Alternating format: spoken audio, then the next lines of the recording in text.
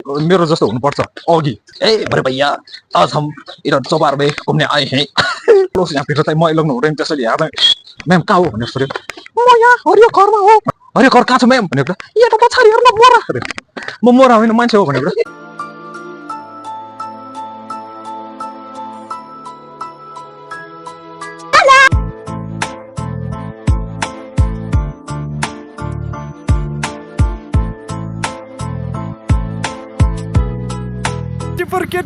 tipper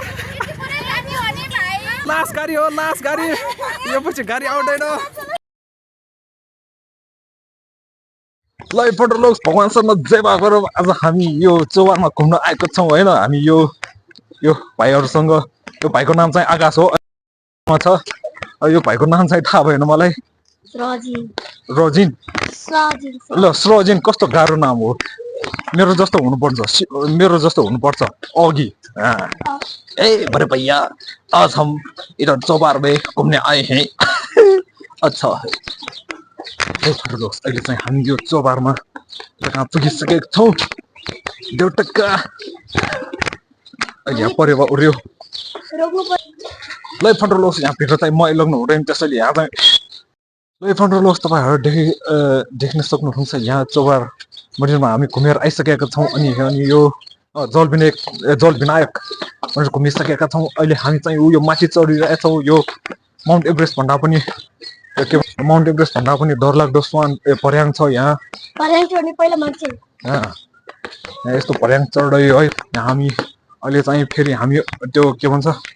के green घर अघि त मलाई ग्रिन घर भन्नु भएको थियो त्यो म्यामले हेलो मैले सोधेँ क्या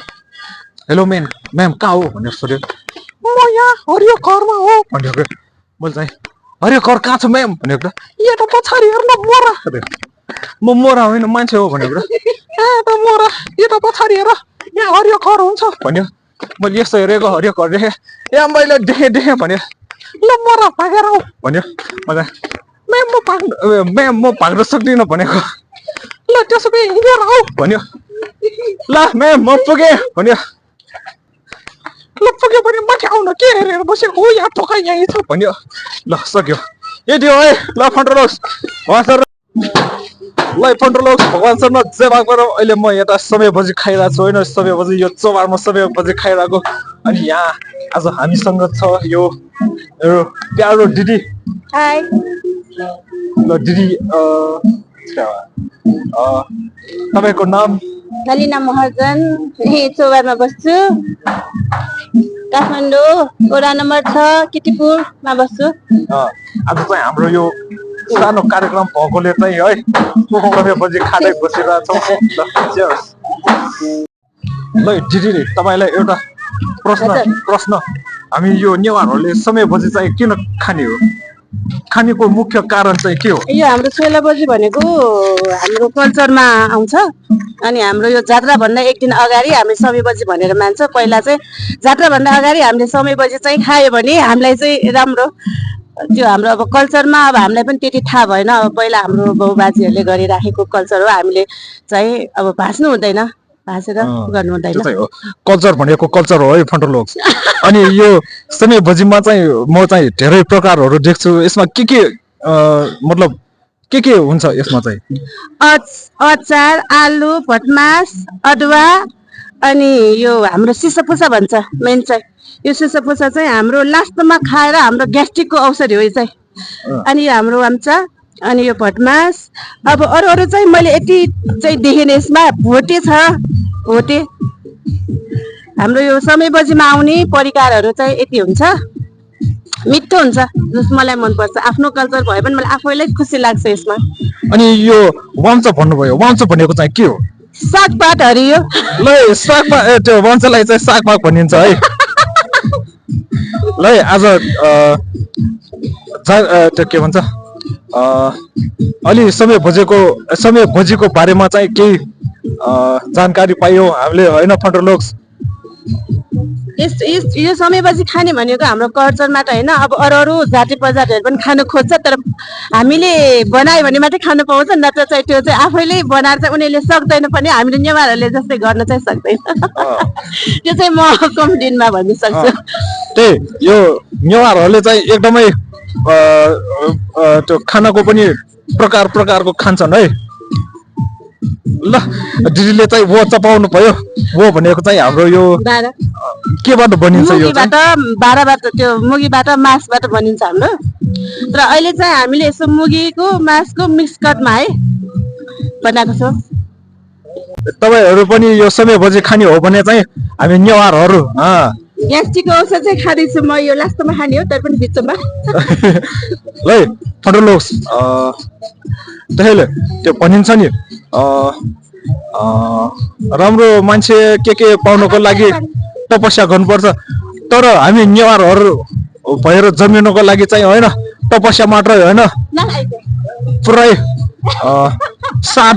वर्ष तपस्या गरेर मात्र यस्तो भाग्य पाइन्छ है फन्डलोस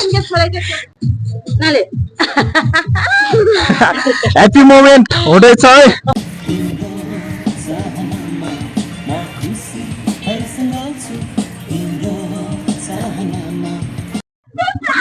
ल फन्डलोस भगवानसँग जमा गरौँ अहिले हामी यो मन्जुश्री पार्कमा माथि चढ्न हजुर अहिले हामी यो मन्जुश्री पार्क चाहिँ चढ्न लागिरहेछौँ है ल यो आकाश र पातालसँग ल फन्डलोस मन्जुश्री पार्क गेटबाट हामी इन्ट्री मार्दैछौँ ल जाउँ चलो ल सरी झन्डै लडेको हेरेको पहिरिरहेको नि ल है हामी यो मन्जुश्री पार्क छिरिसकेका छौँ अहिले हामी हिँडिरहेको छौँ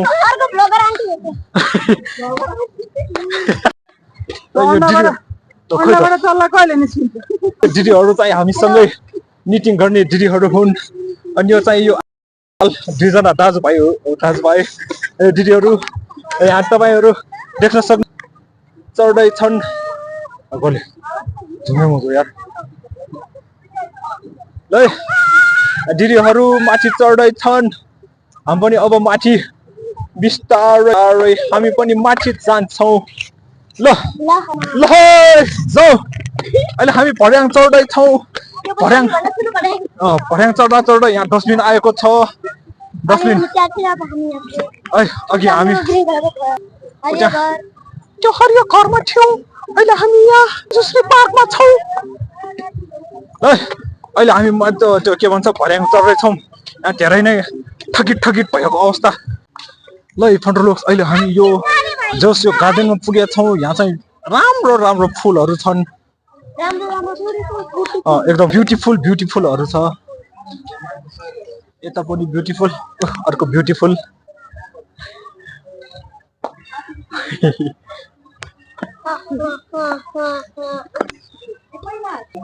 ल फन्डलोस अहिले चाहिँ हामी यो मन्जुश्री स्ट्याचु सरी भएछ क्या अहिले हामी यहाँ मन्जुश्रीको स्ट्याचु हेर्न आएको छौँ ल है उयो क्युट पन्छी खै कहाँ वाइट घरमा यो सही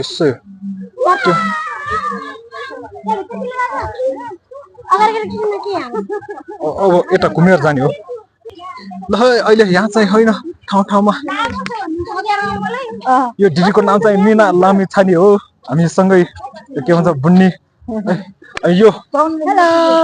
दिदीको नाम चाहिँ मेरो नाम शान्ता शर्मा ल है शान्ता शर्मा तर दिदी चाहिँ एकदमै हल्ला गर्ने एकदमै शान्तै नहुने ल यो चाहिँ मेरो चबुहरू हो एकदम के हो यो औँला नै यस्तो बाङ्गो टिङ्गो के हो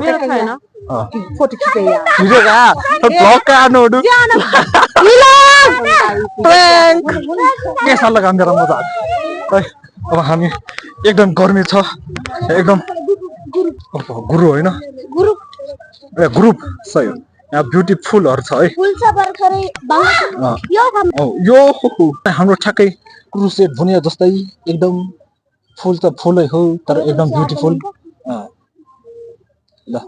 एउटा फोटो पनि भयो अनि यहाँ चाहिँ हाम्रो ग्रुप है यो चाहिँ हाम्रो ग्रुप हो ग्रुपमा ग्रुप फोटो हुँदैछ यो चाहिँ तरवालवाला सोड हो कछुवा ल ल है कछुवाले एउटा तरवाल भोगिरहेको अवस्था छ है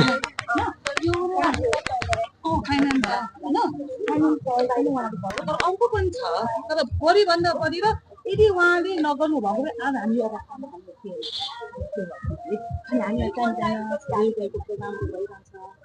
होइन त्यसै गरिकन अब जे हो सबै मिलेर आफ्नो गाउँको समाज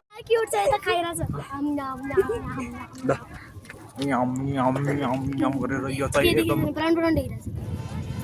आज यो चाहिँ एनालग फरेस्ट भनेर हाम्रो पाइलट प्रोजेक्ट हो महिला सशक्तिकरण केन्द्रको 3 वर्ष भयो 3 वर्ष रनिङमा चलिरहेको छ यो ठाउँ हामीले as a analog forest pilot project गरिराखेको चाहिँ अनि यो ठाउँ चाहिँ हामी जुन अघि न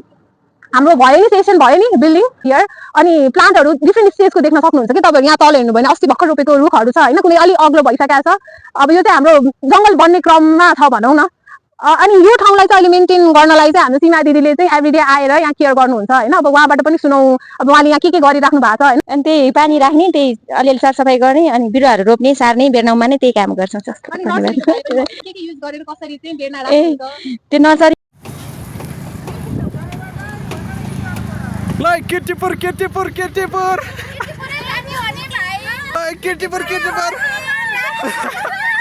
अयो लास गाडी हो यो पछि गाडी आउँदैन ल सिट खाली ल सिट खाली छिटो चरम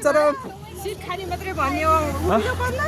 उभिनु पर्दैन आन्टीहरू हल्का सरिनुहोस् उता